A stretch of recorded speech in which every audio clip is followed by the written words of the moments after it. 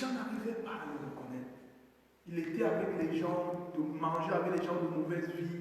Il marchait avec, que ce soit des veuves, des orphelins, et tout ça. Il guérissait les malades, mais les gens ne voyaient pas Dieu sur la scène. Or, Jésus, la Bible dit qu'il est l'image. L'image est la ressemblance de Dieu. Il est le Dieu visible. Le Dieu qu'on ne peut pas voir avec les yeux, Jésus est le Dieu qu'on voit avec les yeux. Donc il est celui-là qui nous présente exactement à quoi ressemble Dieu. Qui est Dieu? Ça veut dire qu'il n'y a pas de possibilité pour toi et pour moi de connaître Dieu en dehors de Jésus. Parce que quand Jésus arrive sur la scène, il dit personne n'a jamais vu Dieu. Il dit personne. Il dit, mais on dit, mais Moïse a vu Dieu, on sait que Moïse a vu Dieu, Abraham a vu Dieu, ainsi de suite. Il dit non, personne n'a jamais vu Dieu. Donc, la seule façon pour nous de voir Dieu et de le connaître, c'est au travers du Fils. Alors, aujourd'hui, nous allons continuer dans notre enseignement sur le ministère du Saint-Esprit. Et nous allons parler particulièrement de ce que le Saint-Esprit nous donne la révélation de Dieu comme étant notre Père. Le Saint-Esprit, en fait, c'est le sous-thème. Le Saint-Esprit nous révèle que Dieu est notre Père. C'est la chose la plus fondamentale. Je dis bien la plus fondamentale que fait le Saint-Esprit. Et j'aimerais un peu insister là-dessus ce dimanche, avant qu'on évolue dans l'enseignement. Parce que c'est capital, c'est vraiment simple en fait. Et quand ma femme parle de simplicité, moi tout à l'heure j'ai tellement dit waouh. Parce que c'est en fait quelque chose de très simple, mais seulement c'est aussi la chose la plus négligée.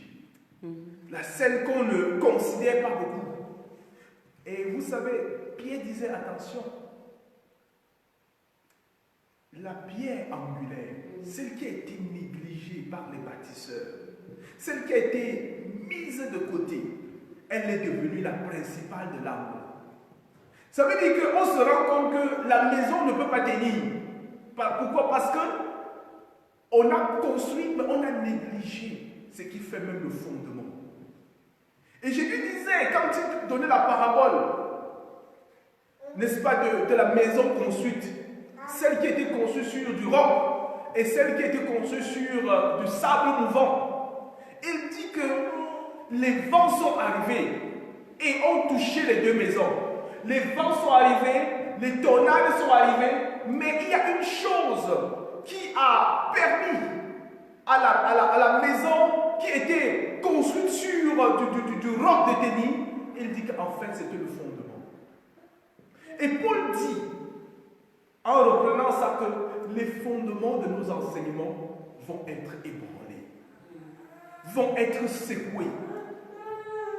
Les fondements de chaque vie sont ébranlés et secoués.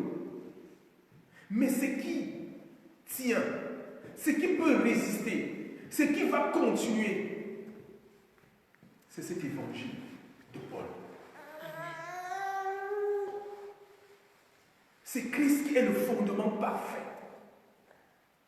Donc, je vous prie, pour tous ceux qui sont sur Facebook, de partager ce message, de pouvoir, n'est-ce pas, partager cela, afin que beaucoup aussi soient bénis par ce message et tout.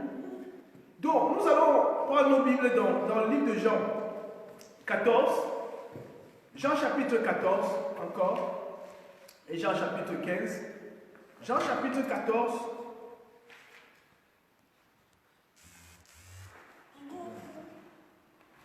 Jean chapitre 14, le verset 15 et le verset 16.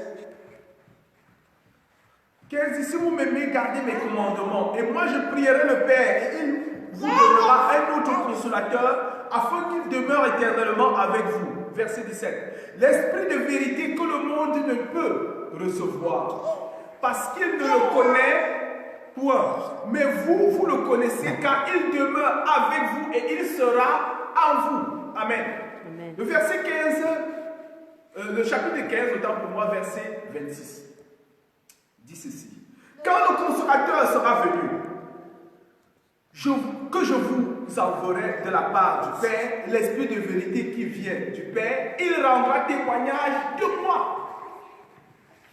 Et vous aussi, vous rendrez témoignage parce que vous êtes avec moi dès le commencement. Amen. Donc, nous parlons du Saint-Esprit et quand Paul définit le Saint-Esprit, il dit que le Saint-Esprit, c'est l'Esprit de vérité. Nous avons défini ça au début en disant que le Saint-Esprit, qui est le Paraclétos, veut dire aussi le conseiller, veut dire l'avocat, veut dire celui-là qui t'encourage. Il n'y a aucune personne qui peut t'encourager comme le Saint-Esprit en toi. Il n'y a personne qui peut te consoler comme le Saint-Esprit en toi. Donc le connaître, c'est connaître Dieu comme ton consolateur. Le connaître, c'est connaître Dieu comme ton avocat. Le connaître, c'est connaître Dieu comme ton aide. Le connaître, c'est connaître Dieu comme ton conseiller. Parce que Paraclétos veut dire aussi celui qui te conseille. Le connaître, c'est connaître Dieu comme celui qui te soutient, qui te supporte. Vous voyez un peu quand quelqu'un, je me rappelle au pays, quand on quittait le champ, on portait souvent des fardeaux de bois sur la tête et on marchait des kilomètres et des kilomètres. Vous savez, quand quelqu'un porte un fardeau de bois et marche des kilomètres, à un moment donné, le coup même fait très mal. Non seulement le coup fait très mal, mais tu ne sens même plus tes pieds. Et si quelqu'un peut s'arrêter et dire, madame ou monsieur, est-ce que je peux t'aider? Tu seras tellement reconnaissant. Donc, le Paraclétos est celui-là qui nous supporte, qui nous soutient dans la marche, qui nous aide à pouvoir avancer. Il y a tellement de choses que nous pouvons associer au Paraclétos. Mais j'aimerais, quand Jésus introduit ça dans le livre de Jean, ces derniers temps, j'ai un peu, juste entre guillemets, j'ai un peu étudié le livre de Jean. Et vraiment, le Seigneur me met à cœur par sa grâce, un de ces jours, de ressortir la révélation de Christ dans le livre de Jean. Il y a tellement de choses. Moi, oui, un peu je connaissais, mais à force de le lire, le Seigneur m'a fait voir que le livre de Jean est un peu particulier. C'est un des 4 évangiles, mais il est particulier en ceci que dans le livre de Jean, dans tous les chapitres du livre de Jean, il y a une ou plusieurs révélations de Dieu. Et quand on arrive dans Jean 14, ces révélations-là, il ne parle plus de lui. Il introduit maintenant une autre personne. C'est-à-dire qu'avant Jean 14, Jésus parle de lui. Il y a par exemple un thème même qu'on est en train de discuter sur une Christ, qui est celui de Jésus, qui est la résurrection et la vie. Ça, c'est Jean 11. Donc, dans chaque livre de Jean, vous allez voir que Jésus donne une révélation de lui. Mais à partir de Jean 14, non, ce n'est plus le cas. Il introduit maintenant une autre personne, qui est la personne du Saint-Esprit. Donc la personne du Saint-Esprit vient et nous avons vu la dernière fois qu'il disait dans Jean 16 que, en fait, j'ai encore beaucoup de choses à vous dire. Donc il y a encore tellement de choses que Dieu veut nous faire connaître. Mais qu'est-ce qu'il dit? Il dit, vous ne pouvez pas les porter. Il dit aux disciples, vous ne pouvez pas porter cette révélation, vous ne pouvez pas même les comprendre. Alors je vais vous introduire une autre personne. Et cette personne-là a la capacité de vous permettre de comprendre ce que vous ne pouvez pas comprendre maintenant. Cette personne va vous ouvrir les yeux, va vous ouvrir l'esprit, va vous introduire en moi, afin que ce que j'expérimente, vous expérimentez la même chose. Ce que je vois, vous voyez la même chose. Ce que je vis, vous vivez la même chose. C'est pour ça que je vous ai dit au début de cet enseignement que le Saint-Esprit est celui-là qui te permet, toi et moi, de pouvoir connaître et vivre Dieu. Sans le Saint-Esprit, Dieu est pour toi comme... la chrétienté devient une religion, en fait. C'est pour ça que moi, je ne comprends pas. Il y a beaucoup d'églises là-dehors où tu n'entends même presque pas parler du Saint-Esprit. Je me demande, est-ce que c'est vraiment des églises? Parce que je me dis, Jésus, avant de partir, un peu comme les dernières paroles de Jésus, il introduit le Saint-Esprit. paroles très très importantes, tout le monde le sait. C'est un peu comme un testament. Si tu n'écoutes même pas quelqu'un pendant sa vie, avant qu'il meure, même quand les gens sont dit c'est des menteurs, généralement avant de mourir, au moins les gens commencent à dire la vérité. Vous voyez? C'est pour nous dire combien c'est important le ministère du Saint-Esprit. Parce que c'est le seul qui peut nous permettre d'expérimenter la réalité de tout ce que Jésus avait voulu nous dire même. Nous fait comprendre et qui ne pouvait pas parce que nous étions, ou du moins dans les disciples et toute l'humanité était encore en Adam. Alors, dans Jean 14, Jean 15 et Jean 16, Jésus déroule le ministère du Saint-Esprit. On n'a pas le temps d'entrer dans tout, mais on va toucher quelques-uns de ces révélations qu'il nous donne. Et aujourd'hui particulièrement, nous allons parler, n'est-ce pas, du ministère du Saint-Esprit, de Jésus du Saint-Esprit qui est celui-là qui nous révèle, ou qui te révèle à toi ou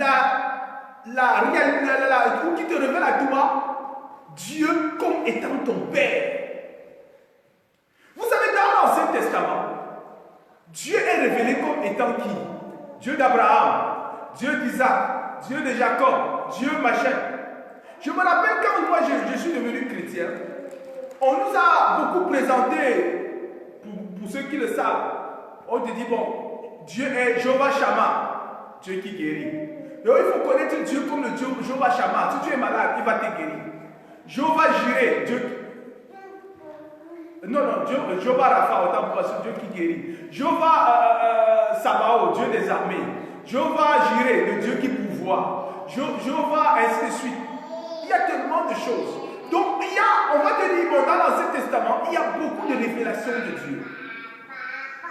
Mais, quand Jésus arrive, ce qui est bizarre, c'est que il nous ressort maintenant, il nous ressort ce que personne n'avait jamais compris et su même dans l'Ancien Testament. C'est que Dieu est ton Père. Parce que, je vous rappelle, dans Matthieu 6, quand il priait, quand les disciples sont venus le voir et dit, enseigne-nous comment prier. Qu'est-ce qu'il dit? Il dit, quand vous voulez prier, dites, notre Père qui est aux cieux. Voilà. Il dit pas seulement dire, Dieu, vraiment j'ai beaucoup de problèmes, est-ce que tu peux venir m'aider? Non. Donc il dit, notre Père, mon Père, qui est aux cieux. Il dit, quand vous avez des soucis, quand vous avez des problèmes, il dit, mais attends, la vie ne vaut-il pas plus que le vêtement? La vie ne vaut-il pas plus que, n'est-ce pas, la nourriture? La vie ne vaut-elle pas, autant pour moi, plus que ceci ou cela? Il dit, la vie vaut plus que tout cela. Pourquoi? Parce que celui qui t'a donné la vie, celui qui t'a fait naître, est celui qui s'occupe de toi. Vous voyez, la révélation de Dieu comme ton Père te montre qu'il prend soin de toi et qu'il ne va jamais t'abandonner. Parce que, vous vous rappelez même quand il parlait de Saint-Esprit, il dit, mais attends, si vous, hommes, aussi méchants que vous êtes, si vous ne pouvez pas donner un bâton à votre enfant, à votre fils, quand il vous demande, n'est-ce pas, du poisson, à plus forte raison, le Père ne donnera-t-il pas le Saint-Esprit à ceux qui le demandent? C'est juste pour nous dire et nous montrer de façon claire que le Saint-Esprit est ce que le Père avait mis de côté comme don, afin que chacun de nous, toi et moi, nous expérimentons le cœur du Père. Je vois beaucoup, et je me rappelle à l'époque, beaucoup prier au Seigneur, je veux connaître ton cœur. Je veux connaître ton cœur. Nous allons lire ça dans Romains, la seule personne qui te révèle le cœur du Père, c'est le Saint-Esprit. Je vous dis la vérité. La seule personne qui me révèle le cœur de ma femme, le cœur de mon frère et de ma soeur, c'est le Saint-Esprit. Tu es en communion avec le Saint-Esprit, tu peux connaître le cœur de ton voisin, le cœur de ton patron, le cœur de tel ou de tel, parce que le Saint-Esprit sonde les cœurs. Il y a quelque chose que un appareil ou du moins quelque chose un instrument que les chirurgiens utilisent pour leur travail. On appelle ça les sondes. Ils vont à l'intérieur. Peut-être pour extirper, ça peut être quelque chose qui n'est pas très bien et tout. Ils vont couper ça, ils introduisent la sonde, ça entre et ça enlève, n'est-ce pas, cet élément qui n'était pas bien. Le Saint-Esprit a la capacité de pénétrer jusqu'à aller en toi et en chaque personne, ôter tout ce qui n'est pas de Dieu. Ça, nous allons parler de ça prochainement, sur le travail du Saint-Esprit dans le croyant. Ça, c'est autre chose. Mais aujourd'hui, comme je disais, dans Jean 14, le verset 20, Babette, tu nous suis, tu peux lire s'il te plaît le verset 20. Jean 14, verset 20. Juste parce que le verset 15 et le verset 16, 17, il parle du Saint-Esprit. Et regardez ce qu'il dit directement juste après, le verset 20. Dans Jean 14, 20. S'il te plaît, si tu me suis là. Jean 14, le verset 20. Jean 14, le verset 20, je lis. Oui.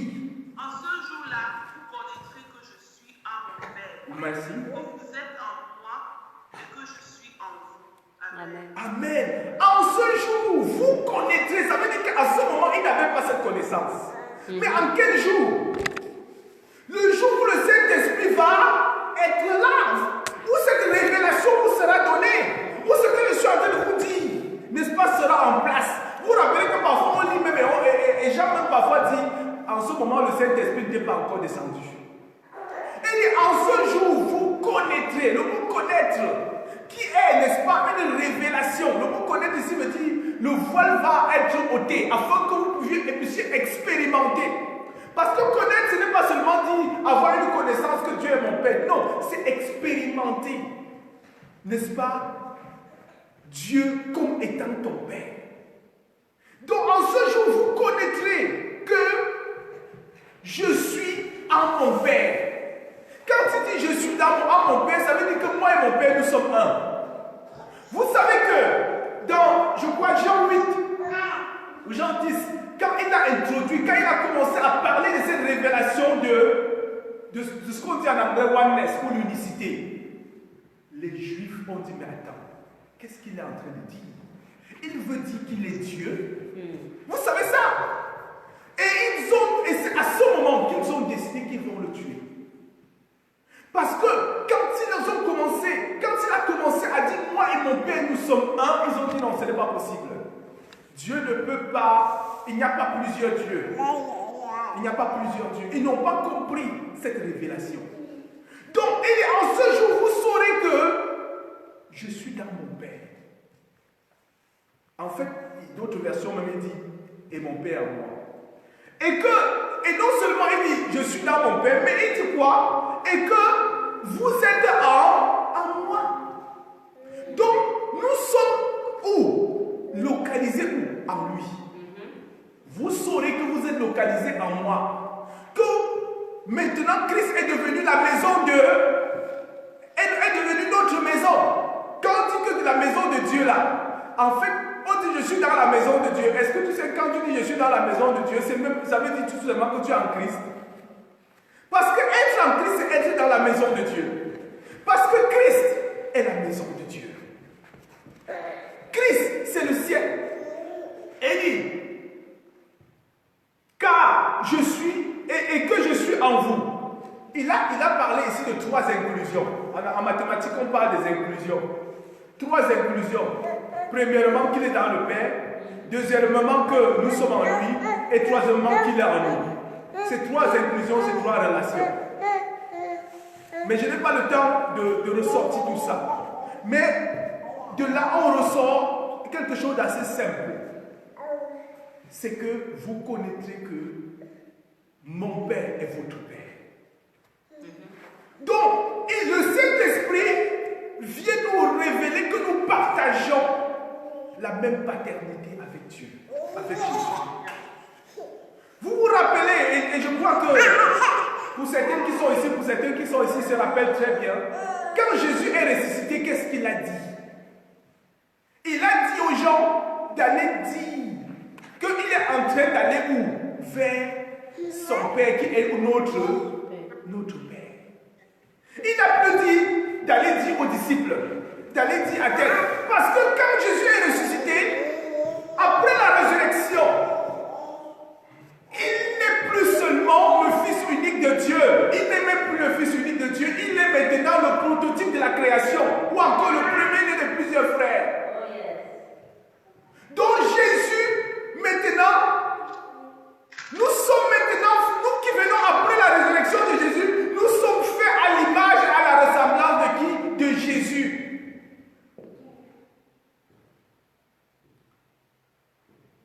C'est pourquoi la personne du Saint-Esprit, la première chose que la personne du Saint-Esprit fait, ce n'est pas de te donner les dons pour que tu commences à parler en langue.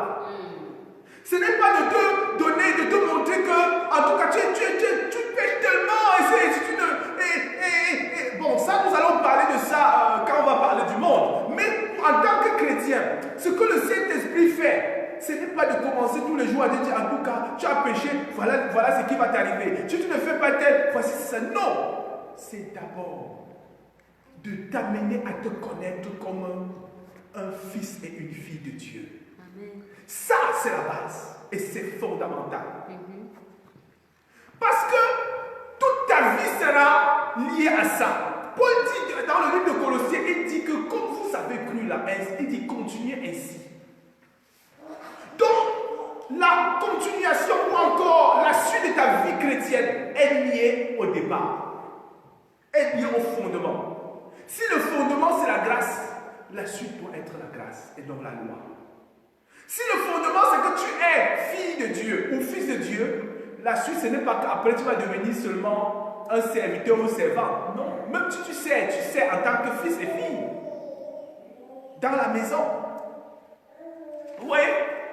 C'est pour ça que quand Jésus arrive, même Paul, nous l'avons lu cela dans le livre de Galates, la dernière fois, Galates 1, 15 et 16, on va pas le relire. Mais quand Dieu se révèle à Paul, la première chose que Dieu révèle à Paul, c'est que Paul, je t'ai séparé du sein de ta mère. Je t'ai mis de côté avant même, n'est-ce pas, que tu sois dans le ventre de ta mère, je t'avais déjà mis de côté. Et il dit, afin de révéler le Fils en moi. Donc la révélation de ta filiation, la révélation de Dieu comme ton Père et toi comme étant le Fils et la fille de Dieu est le A et le O de l'Évangile. C'est ça la puissance de l'Évangile. Pour quand Paul dit que je n'ai point honte de l'Évangile car c'est la dynamique de Dieu. C'est que l'Évangile te révèle que aucune chose, aucune personne, aucune domination ne peut te détruire car tu sors de celui-là qui est l'indestructible. Aucune chose ne peut te corrompre car tu sors de celui-là qui est l'incorruptible.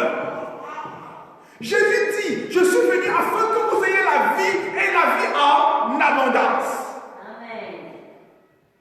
La vie en abondance, c'est la vie qui sort du Père.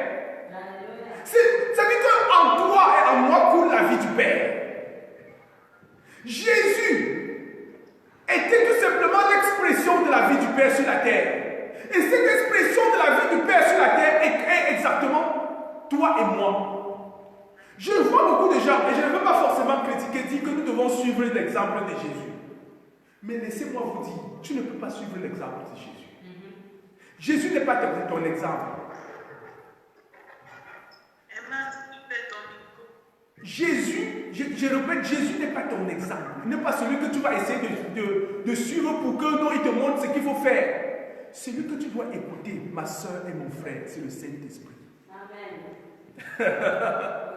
Parce que le Saint-Esprit vous enseignera toutes choses. Il prendra de moi. Ça veut dire que le Saint-Esprit est christocentrique. Amen. Le Saint-Esprit est christocentrique, notez ça. Ça veut dire quoi concrètement, Babette? Si je viens dire que le Saint-Esprit a dit quelque chose en dehors de ce qui est en Christ, c'est que ce n'est pas le Saint-Esprit. Tu as un rêve ou tu as une révélation qui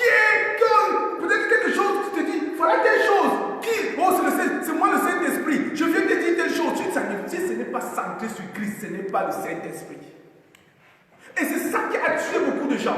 Parce que dans les églises où on a eu les mouvements de dons, on a eu les mouvements de ceci, il y a eu des prophéties, des choses qui ont été dites. Oh, le Saint-Esprit dit que ceci. Mais on se rend compte que ce n'est pas centré sur Christ. Et les gens, les pasteurs n'ont pas pris la peine de mettre ça de côté. Parce que le Saint-Esprit est christocentrique. C'est christocentrique.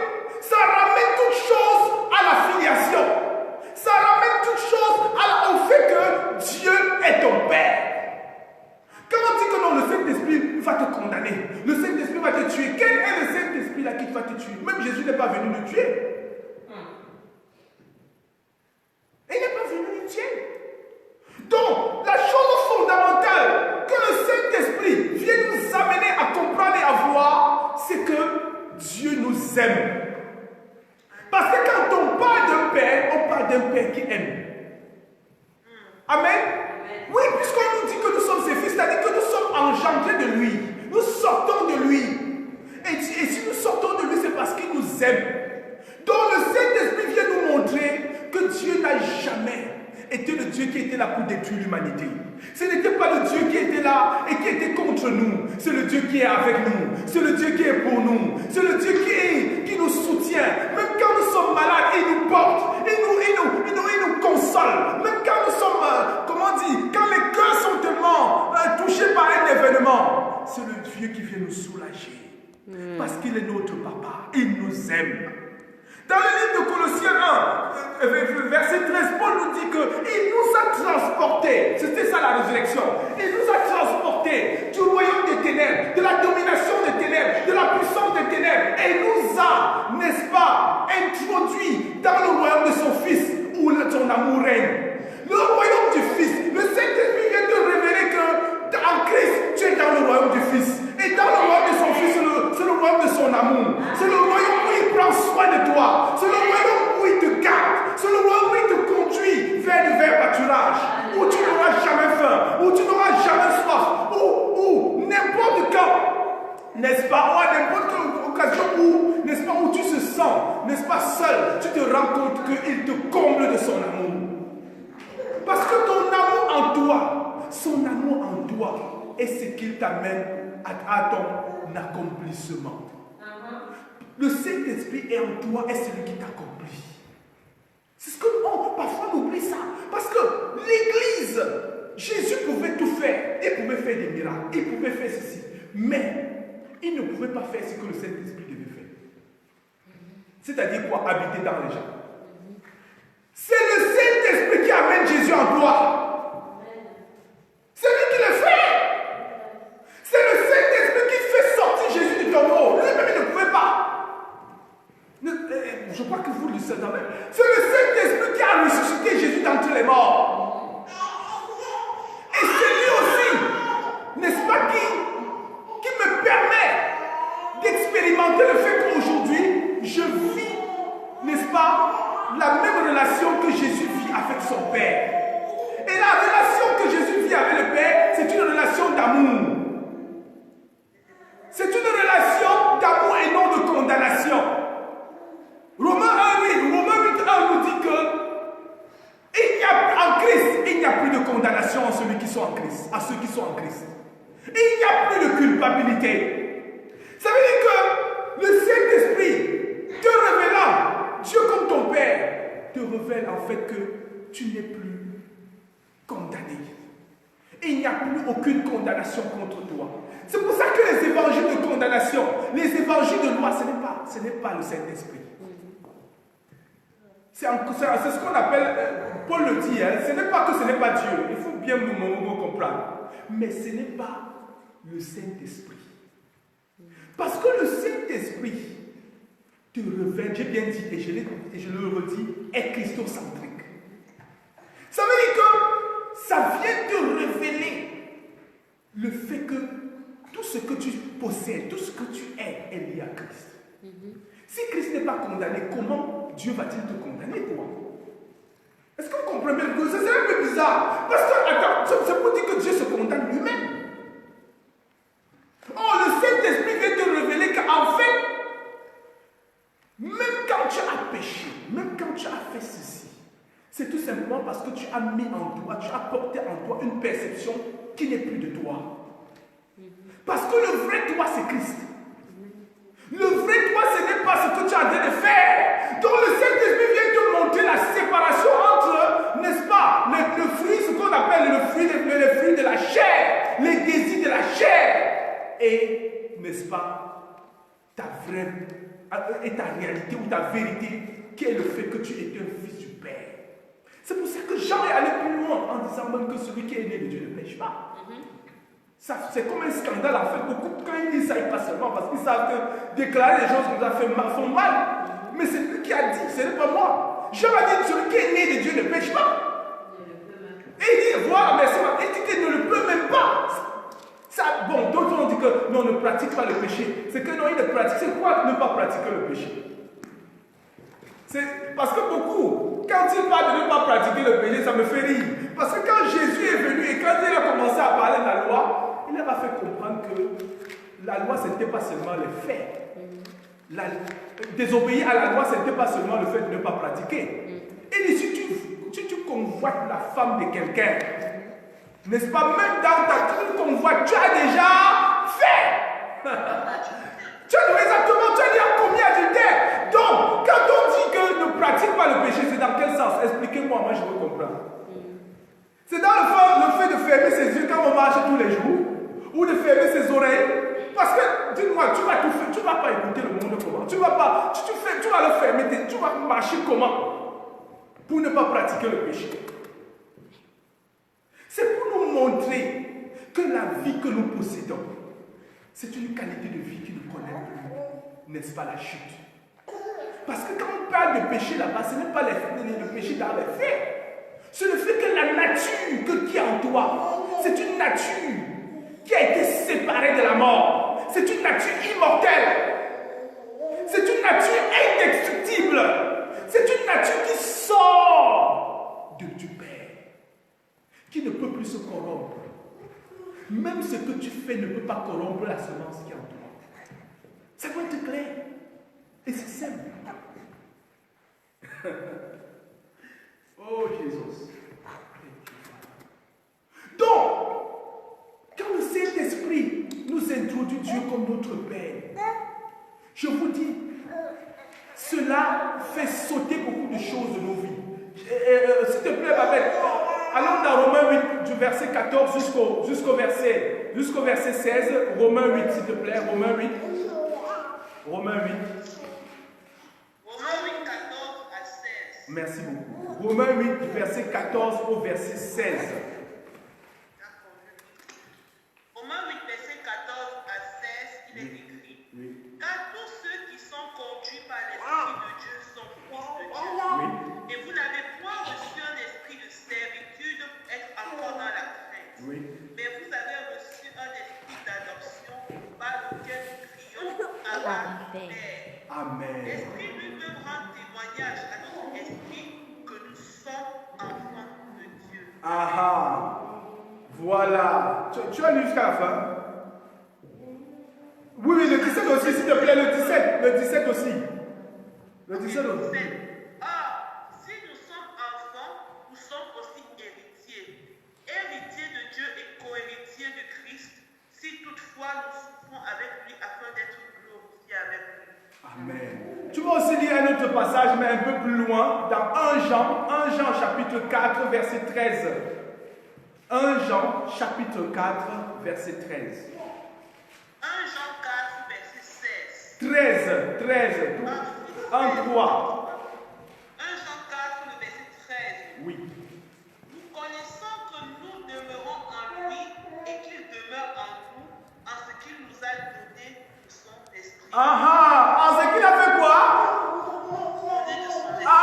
Qu'est-ce que le Saint-Esprit fait? Il te fait connaître ça. Oh, j'aime bien ça. Oh. Il te fait connaître que tu demeures, que tu es maintenant dans une personne qui est la personne de Christ.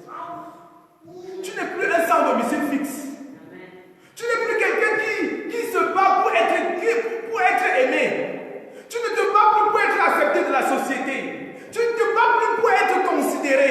Tu ne te bats plus pour que ce que tu... En fait, pour que ce soit le le témoignage des gens qui te font croire que tu es une personne qui a une valeur.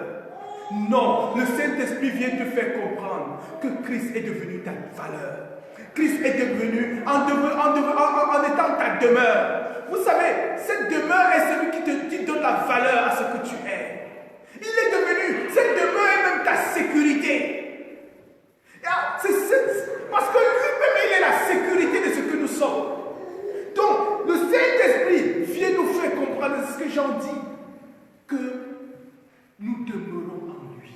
Amen. Ne te bats pas pour être en Dieu, pour chercher à être comme lui, tu es déjà en lui. Non, non, tu es déjà en lui. C'est ça. Et ensuite, qu'est-ce qu'il dit? Et qu'il demeure en nous. Vous voyez ce que Jean a dit, ce que Jésus disait dans Jean 14, 20. Un Jean le reprend en disant que le Saint-Esprit vient nous faire connaître ça. Je vous dis, c'est la plus grande connaissance que le Saint-Esprit nous donne. Les autres choses, nous allons parler de ça, les dons, les ceci, les cela. Mais la première chose, c'est que tu es une personne, tu es divin. C'est que ta vraie nature n'est pas physique, mais spirituelle.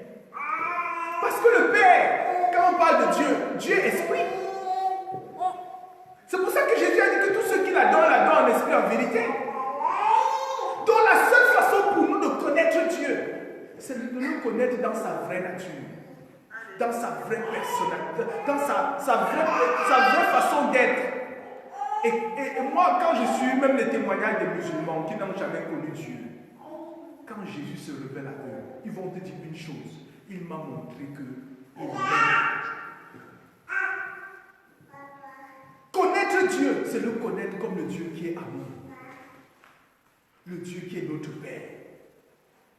Donc c'est ce que Romains 8 nous dit ici, comme on vient de lire. On vient de lire dans le livre de Romains 8, à partir du verset 14. Mais j'aimerais d'abord un peu m'arrêter au verset 16, où il dit que le Saint-Esprit lui-même était un esprit de témoignage.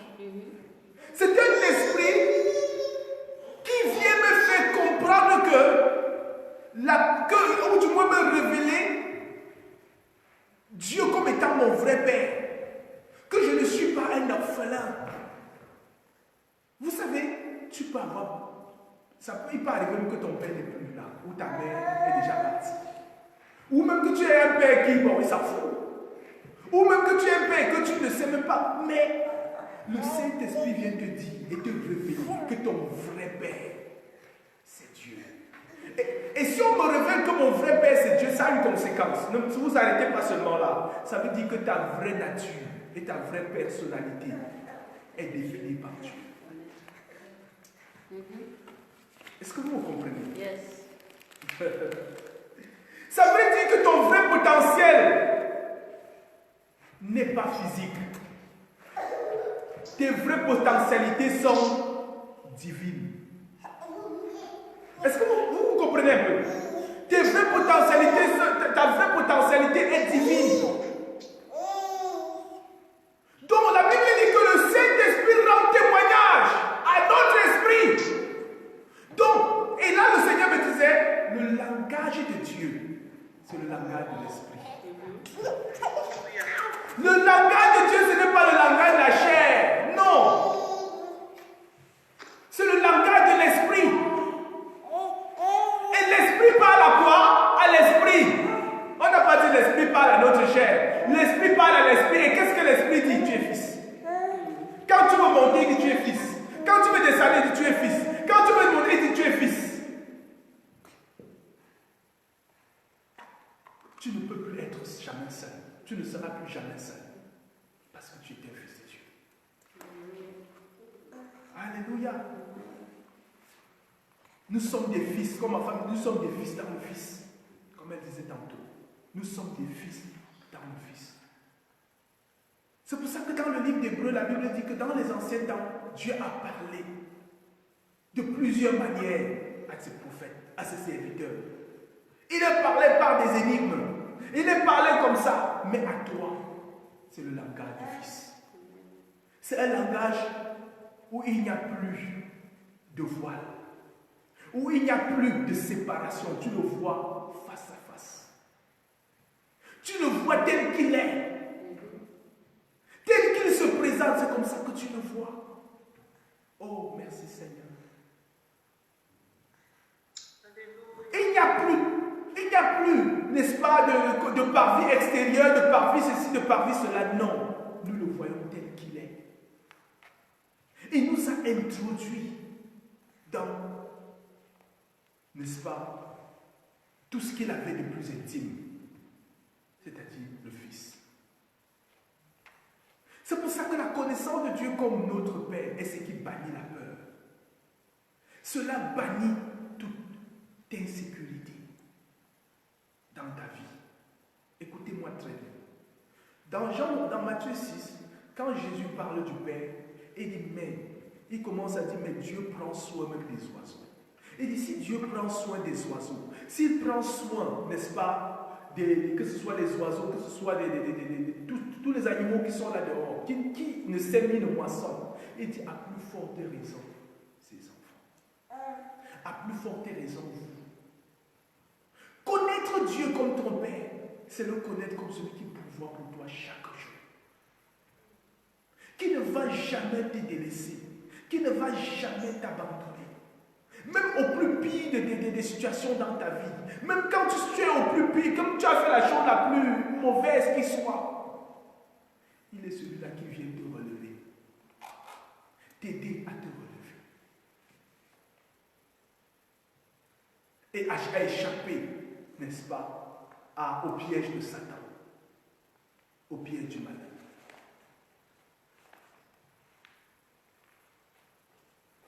Pierre pouvait le dire dans 1 Pierre 5,7, il se soucie de nous. Dieu, comme notre Père, est celui qui se soucie de nous plus que nous-mêmes. Amen. Lisons, allons maintenant.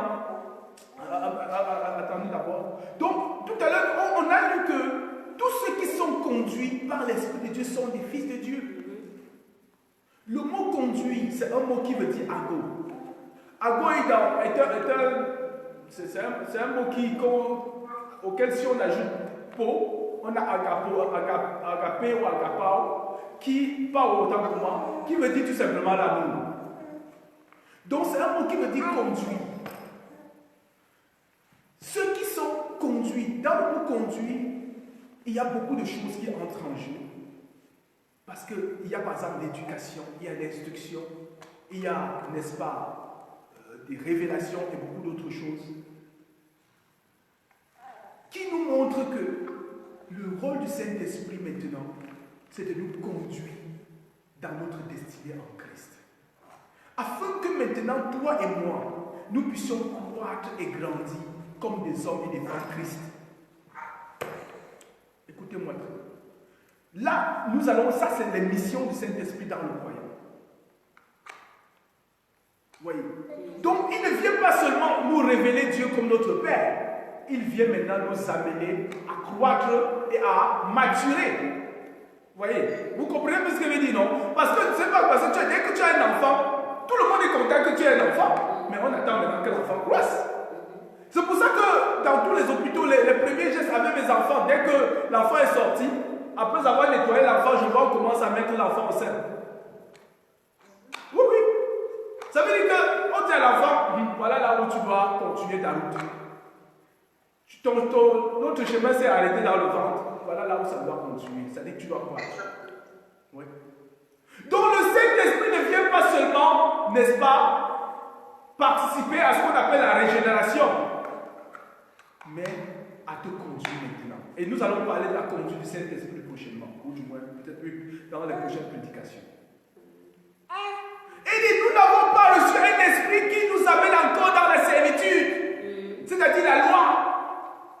Dans l'Ancien Testament, c'était un esprit, j'espère que j'ai bien dit, dans l'Ancien Testament, on a un esprit.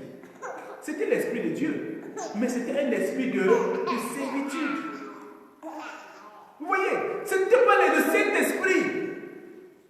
C'est pour autre chose, ce n'était pas la même mission. Quand on parle du Saint-Esprit, on ne parle plus de servitude. On parle maintenant de liberté. C'est un esprit de liberté. C'est un esprit qui, n'est-ce pas, ôte le voile, afin que tu le serves dans toute la liberté et la joie possible. C'est un esprit qui t'introduit dans une relation, n'est-ce pas, non plus de maître à serviteur, mais de père à fils ou à fille. Où il te montre chaque jour qu'il t'aime. Où il te montre chaque jour que mon fils, ma fille, même si le païen est derrière toi, calmas, I take care of you. Oui. Où il te montre que le cœur de Pharaon est entre mes mains. C'est-à-dire quand Pharaon gronde, là, vous allez sortir du territoire. Oh, je vous donne 48 heures pour sortir du territoire. Il te dit, laisse, le cœur du Pharaon est entre mes mains.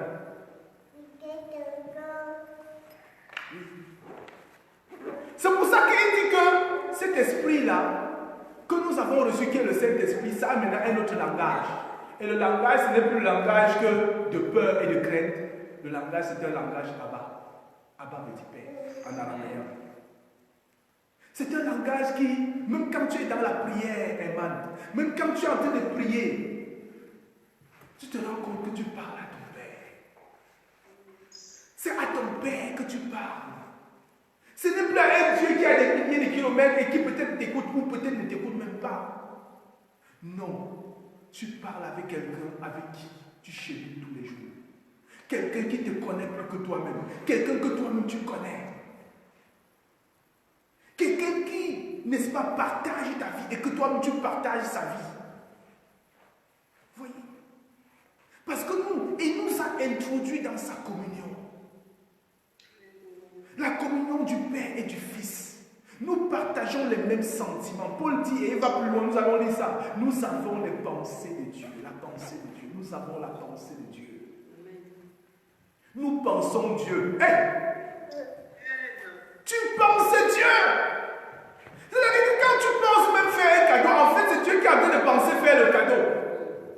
Quand tu penses, n'est-ce pas, même faire telle ou telle chose, c'est Dieu qui pense. C'est pour ça que je vous ai dit tout à l'heure, nous ne cherchons pas à suivre Dieu, nous vivons Dieu. Nous ne cherchons pas à suivre Dieu, nous vivons Jésus. C'est Jésus sur la scène en nous. Donc vous voyez qu'il y a un autre langage maintenant. J'ai vu beaucoup de gens venir devant Dieu dans la prière. Oh Seigneur, prends pitié. Si tu ne viens pas, je suis mort. Comment tu ne viens pas, je suis mort alors qu'il vient en toi? Il est en nous. Amen. Allons maintenant, pour finir sur aujourd'hui, dans le livre de 1 Corinthiens chapitre 2. S'il te plaît, 1 Corinthiens chapitre 2, à partir du verset 10. 1 Corinthiens chapitre 2, à partir du verset 10, Paul aussi introduit le rôle du Saint-Esprit, le travail du Saint-Esprit. 1 Corinthiens chapitre 2, et il le dit pourquoi. Je vais expliquer un peu après la lecture pourquoi il parle du Saint-Esprit et du rôle du Saint-Esprit juste au début du livre de Corinthiens. Parce que notez très bien pourquoi il le fait dans le livre de Corinthiens, pourquoi au début il parle du Saint-Esprit. Donc, 1 Corinthiens chapitre 2, tu es là, à partir du verset 10. 1 Corinthiens 2, à partir du verset 10 jusqu'au... Tu peux même lire jusqu'à la fin, parce qu'il parle du Saint-Esprit là-bas. D'accord. 1 Corinthiens 2, à partir du verset 10 jusqu'à 16, en fait. Merci beaucoup. Je vous exhorte, frères, par le nom de notre Seigneur Jésus-Christ, à tenir tous un même langage et à ne point avoir de division parmi nous. Non, tu as 1 Corinthiens. Ah, pardon, ça c'est le 1. Désolé, oh non.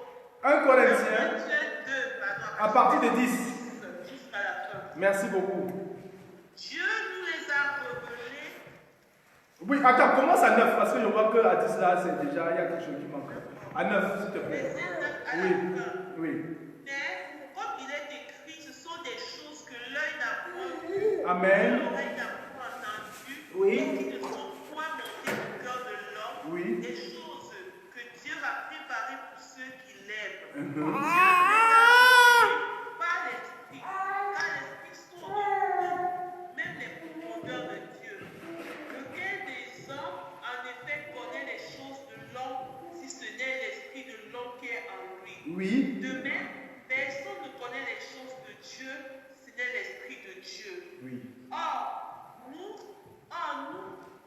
nous n'avons pas reçu l'esprit du monde, mais l'esprit qui vient de Dieu, afin que nous connaissions les choses que Dieu nous a données par sa grâce. Oui. Et nous en parlons, non avec des discours qu'enseigne la sagesse humaine, mais avec ceux qu'enseigne l'esprit, employant un langage spirituel pour les choses spirituelles. Oui. Mais l'homme animal ne reçoit pas les choses de l'esprit de Dieu, car elles sont d'une folie pour lui, et c'est spirituellement qu'on en juge. Oui. L'homme spirituel, au contraire, juge de tout, et il n'est lui-même jugé par personne. Car quiconque a la pensée, la pensée du Seigneur pour l'instruire, or nous avons la pensée de Christ. Amen. Amen. Merci beaucoup pour la lecture. Merci beaucoup. Amen. Amen. Regardez, il dit que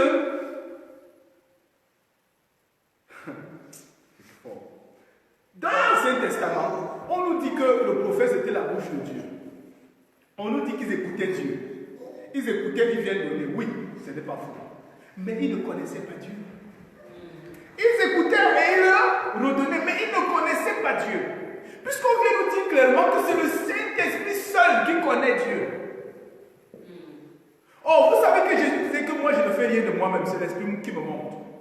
Vous le savez, Jésus le disait très bien que tout ce que je fais, c'est ce que je vois le Père. Il parlait de Saint-Esprit, qui lui révèle, n'est-ce pas, les choses qui sont dans le Père. Et il dit que il y a des choses que Dieu a préparées à l'avance pour nous. Mais en fait, sans le Saint-Esprit, nous ne pouvions pas expérimenter ces choses. Nous ne pouvions pas connaître ces choses. C'est pour ça que le verset 12 est fondamental. Donc, le Saint-Esprit est celui-là qui sonde le cœur de Dieu. Tu connais, tu expérimentes, tu partages la vie de Dieu par l'Esprit, alors tu connais le cœur de Dieu. Tu peux connaître le cœur de Dieu pour une nation. Tu peux connaître le cœur de Dieu pour ta famille. Tu peux connaître le cœur de Dieu pour tes projets. Mais parfois, par l'Esprit. Cela ne peut pas se faire par la chair. Et Paul dit que, nous n'avons pas reçu un esprit qui vient du monde.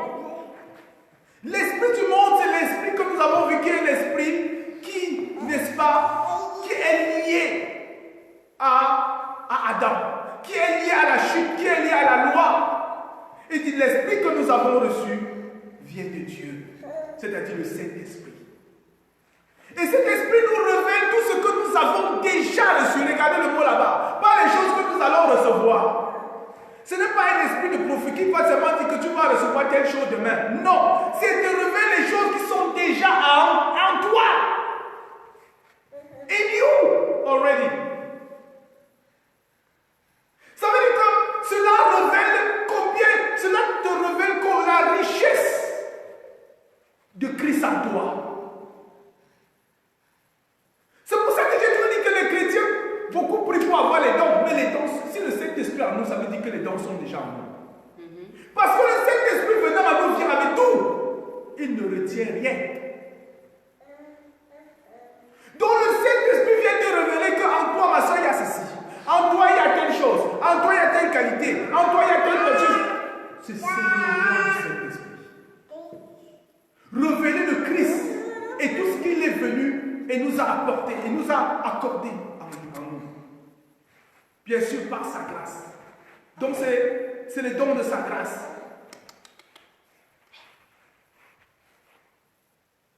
Et quand Paul commence à parler du Saint-Esprit ainsi, c'est parce qu'à Corinthe, il y a un gros problème. Les dons, les gens sont en train de parler là, les gens sont en train de prophétiser, les gens ont des ceci, les gens ont des problèmes en ce qui concerne l'esprit. Il y avait tellement le mouvement de l'esprit à Corinthe. Mais il y a une chose, comme que Paul vient nous montrer de façon claire que les gens de Corinthe n'avaient pas compris du Saint-Esprit, c'est qu'ils n'avaient pas la connaissance du Saint-Esprit, ou du moins le Saint-Esprit ne leur avait pas encore révélé la réalité de ce qu'ils étaient, n'est-ce pas, des fils de Dieu. Les Corinthiens avaient des dons de l'Esprit, ils avaient des avantages de l'Esprit, ils avaient la puissance de l'Esprit, mais ils n'avaient pas la révélation de Dieu comme leur Père. C'est pour ça que Paul leur dit, je vais vous enseigner ce que le Saint-Esprit est venu vous donner. Il est venu vous révéler, Corinthiens, que vous avez tout. Vous ne manquez de rien. Parce que les Corinthiens commençaient à dire, oh tu sais, oh comme tel parle la langue là, comme tel prophétise là, moi aussi Dieu m'a abandonné. Oh, comme telle a telle maison, comme telle a telle voiture, comme tel a tel diplôme, oh regarde, oh machin. Entre les Corinthiens, il y avait ce que Paul a appelé, c'était des charnels. Bien que le Saint-Esprit agissait au milieu d'eux.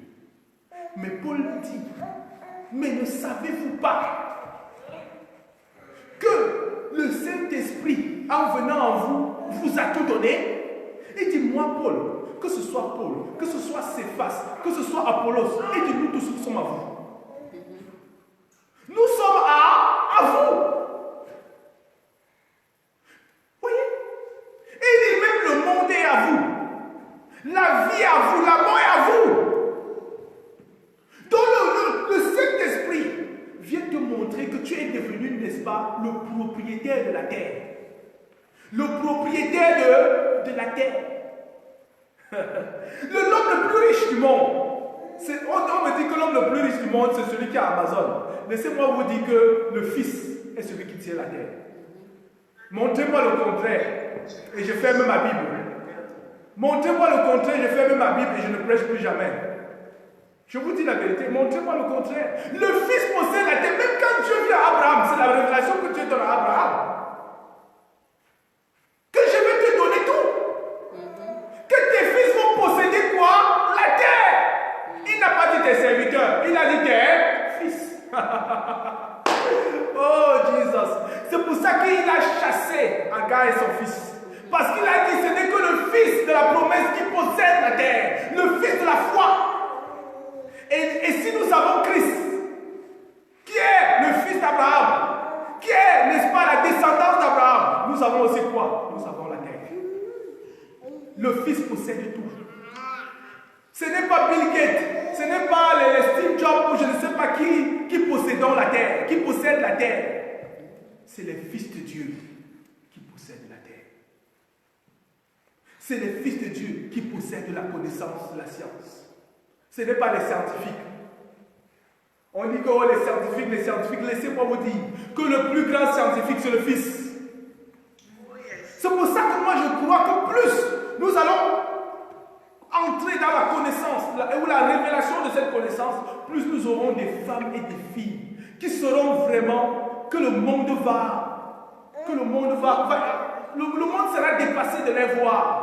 Parce qu'ils vont sortir avec une connaissance que personne n'a jamais vue.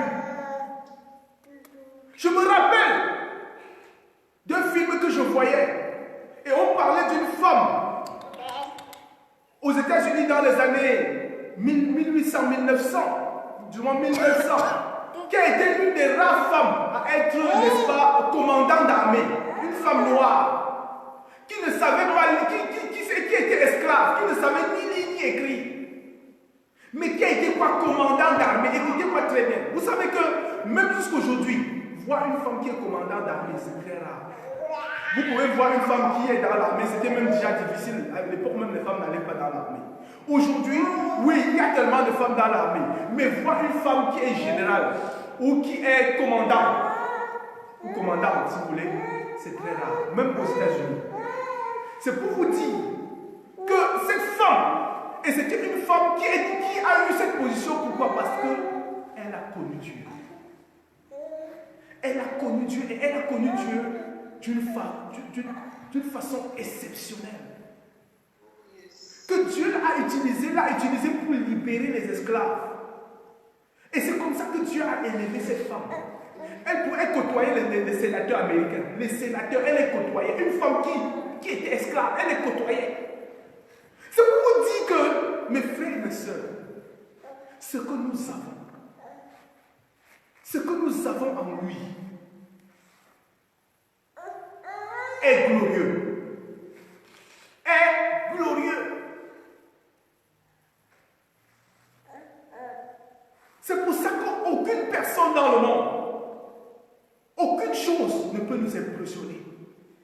Pourquoi? Parce que le Saint-Esprit vient nous révéler que nous avons tout en lui. Tu n'es plus dans le monde. Tu n'es plus celui-là qui cherche à avoir pour être. Ce n'est pas ton diplôme qui te définit. Ce n'est même pas ta nationalité qui te définit. Ce n'est pas tes papiers qui te définissent. Christ devient la seule définition de ta vie. Donc, le Saint-Esprit vient te révéler que ton identité est christocentrique. Ta fortune est christocentrique. Ton CV est christocentrique. Tes possessions sont christocentriques. Et c'est ce que Paul a révélé aux gens de Corinthe. Parce que les gens de Corinthe, bien qu'ils avaient tous les dons, ils étaient charnels. C'est pour ça que Paul a dit, je veux vous dire une chose. Moi, je ne veux pas vous parler comme... Je veux vous parler comme un homme spirituel. Donc, quand Paul commence à leur parler, il dit, je veux vous parler comme un homme qui est dirigé par et contrôlé par l'esprit. Pourquoi? Parce qu'en tant qu'homme qui est contrôlé et dirigé par l'esprit, j'ai la capacité de juger toutes choses. Mais personne ne peut me juger. J'ai la capacité de juger. Donc Paul les parlait comme un homme qui était contrôlé par l'esprit, dirigé par l'esprit.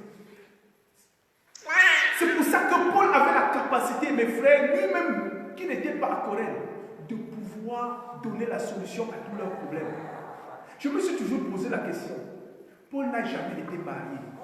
Comment peut-il nous enseigner sur le mariage? Nous qui sommes mariés, lui qui n'a jamais été marié. Non, dites-moi comment il a fait. Oui. Il n'y a pas meilleur enseignement sur le mariage que l'enseignement de Paul. Mais il n'était pas marié. Il n'y a pas meilleur enseignement sur la paternité de Dieu que les enseignements de Paul. Mais il n'avait même pas d'enfant. Oh, mes frères, c'est pour nous dire combien le Saint-Esprit, ce que le Saint-Esprit peut faire. Il dit ce que l'œil n'a pas vu, ce que l'oreille n'a pas entendu, ce que les yeux, ce que personne n'a connu. Non, il nous les a révélés par son esprit. Ne me dites pas ce soir, ne me dites pas cet après-midi que tu n'es pas comblé. Ne me dites pas cet après-midi que tu n'es pas riche. Ne me dites pas que, oh, tu sais, je manque de ceci. Oh, si je pouvais sortir du Cameroun, je serais bien. Oh, si je pouvais sortir d'Allemagne, je serais bien. Oh, si je pouvais avoir les papiers américains, je serais bien. Laissez-moi vous dire qu'en Christ, tu es là où même les gens dans l'Ancien Testament ont souhaité être. Même Abraham a voulu voir. Il dit, Abraham a voulu voir mes jours. Il dit, Abraham a vu mon jour et s'est réjoui. Il dit, Abraham a vu mon jour et s'est réjoui. Mais toi, tu n'as même pas seulement vu le jour de Dieu. Il est en toi. Amen. Oh, c'est pour dire combien nous n'avons plus le droit comment dire, d'être dans... L'église doit être forte. L'église ne doit pas être l'église qui mange dans la poubelle du monde. J'ai vu un prédicateur réunir les pasteurs et leur donner les millions. Et dit non, en tout cas, je vous donne ça parce que c'est cela. Je dis, mais quelle est cette église qui mange dans la poubelle du monde, qui se laisse valoriser par le monde? Notre valeur vient de Dieu. Notre capacité vient de lui. Notre force vient de lui. Notre puissance vient de lui. Notre richesse ne vient pas des hommes. Laisse-moi te dire, ma soeur, laisse-moi te dire ceci et de façon claire. Tu es la femme la plus riche du monde. Accepte ça aujourd'hui. Est-ce que tu peux dire ça avec moi? Je suis la femme la plus riche du monde. Je suis l'homme le plus riche du monde. Je suis l'homme le plus heureux du monde. Je suis la femme la plus heureuse du monde. Oui, non pas parce que ton mari te fait les cadeaux tous les jours. Ou non pas parce que ton patron, n'est-ce pas,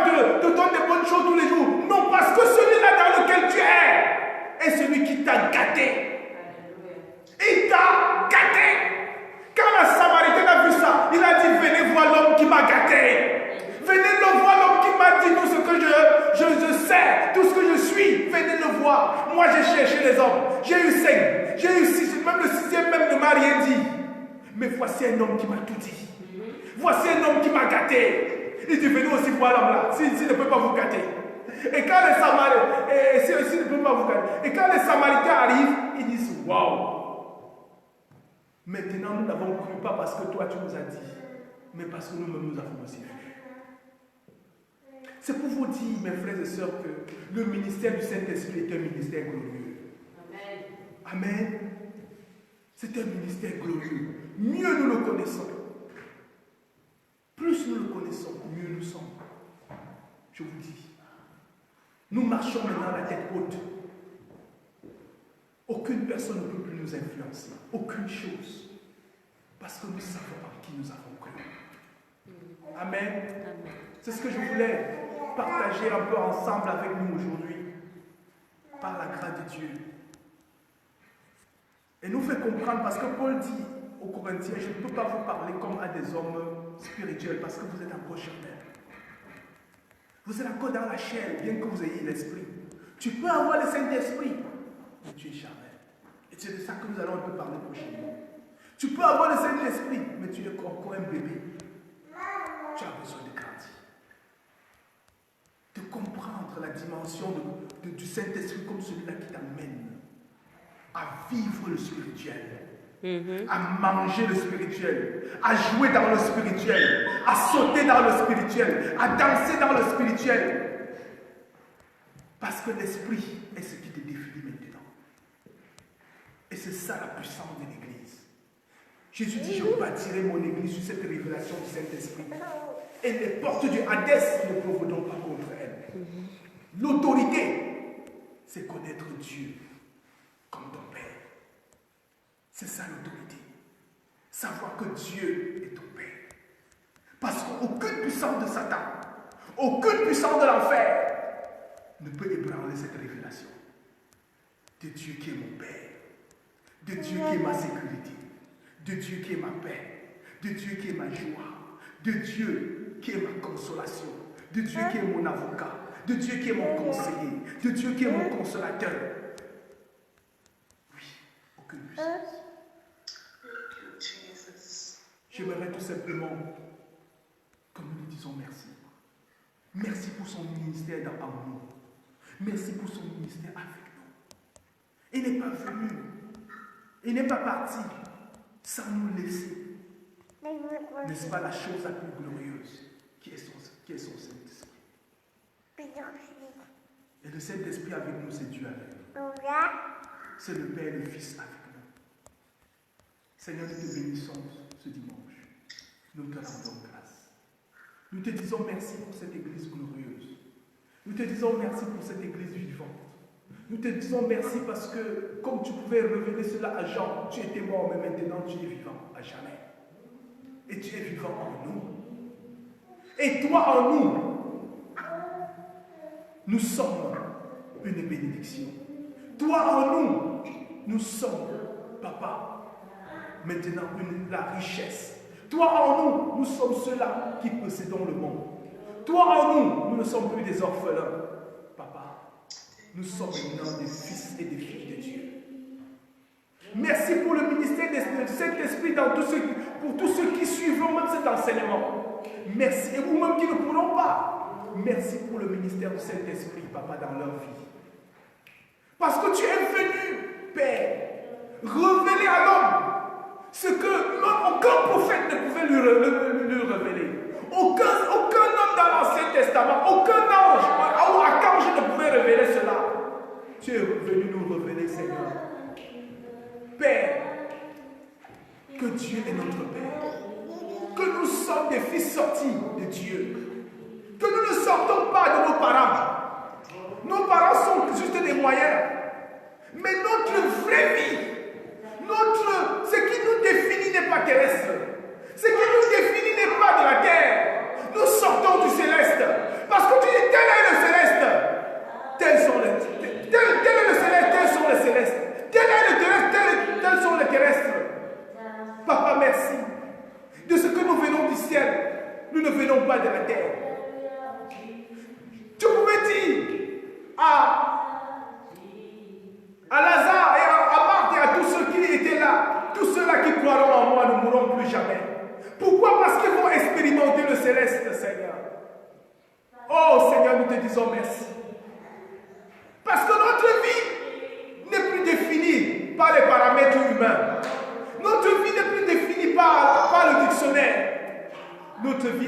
par l'Esprit. Nous te disons merci, Seigneur, cet après-midi, Seigneur, Papa. Et je veux tout simplement prier pour ceux qui m'écoutent. Que Seigneur, révèle-toi eux comme leur Père. Révèle-toi eux comme leur Père. Afin qu'ils soient dans l'abondance dans cette vie. Afin qu'ils jouissent de la vie, Papa. Que la vie ne soit plus amère. Que leur vie ne soit plus définie par les politiques ou par autre chose. Mais qu'ils comprennent qu'étant des fils de la divinité, ils sont devenus des extensions de Dieu sur la terre. Ils sont devenus des extensions du royaume de Dieu sur la terre. Des extensions de la grâce de Dieu sur la terre. Des extensions de la main de Dieu partout où ils sont. Père, merci. Merci parce que ton amour en nous, la révélation de ton esprit, la révélation, Papa, de qui tu es en nous comme Père, nous comble nos cœurs de ton amour. Remplis nos cœurs de ton amour. Oh Jésus. Et cet amour bannit la peur. Cet amour bannit la timidité. Cet amour bannit les incapacités. Cet amour bannit tout ce que nous avons mis comme barrière humaine, comme incapacité humaine.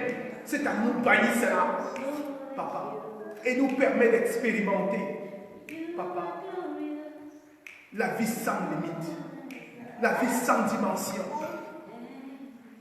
la vie glorieuse de Christ, Papa, sur la terre. Sois élevé ce dimanche, sois exalté ce dimanche, alors que tu nous révèles ce que l'œil n'a pas vu, l'oreille n'a pas entendu. Papa, tu nous as donné cela. Tu as dit, tu as préparé cela pour ceux que tu aimes, Seigneur. Merci parce que nous sommes les aimés de Dieu. Nous sommes les aimés de Dieu. Et si Dieu nous aime, qui peut pas nous aimer? Qui peut nous détester? Seigneur, si tu nous aimes, qui peut nous combattre? Si tu nous aimes, qui peut, Père, nous insulter? Qui peut nous juger? Oh Jésus, merci pour ton amour qui nous sépare de la peur, qui nous sépare de la condamnation, qui nous sépare du jugement. Paul pouvait dire, qui me séparera de l'amour de Jésus? Qui me séparera de l'amour de Dieu manifesté en Jésus? Est-ce la peur? Est-ce la nudité? Est-ce la famine? Aucune chose. Car ton amour en nous révèle que nous avons tout et que nous sommes tout puissants. Sois élevé en ce dimanche, sois exalté, sois magnifié, alors que tu combles ton église de ton amour, alors que tu combles ton église de tes bénédictions, alors que tu combles ton église de ta grâce, au nom puissant de Jésus-Christ. Amen. Amen. Amen. Amen. Vous êtes bénis en lui, vous êtes enrichis en lui, vous êtes saturés par son amour, par sa joie au nom de Jésus. Amen. Amen. Bon dimanche et à dimanche dans sa paix. Amen.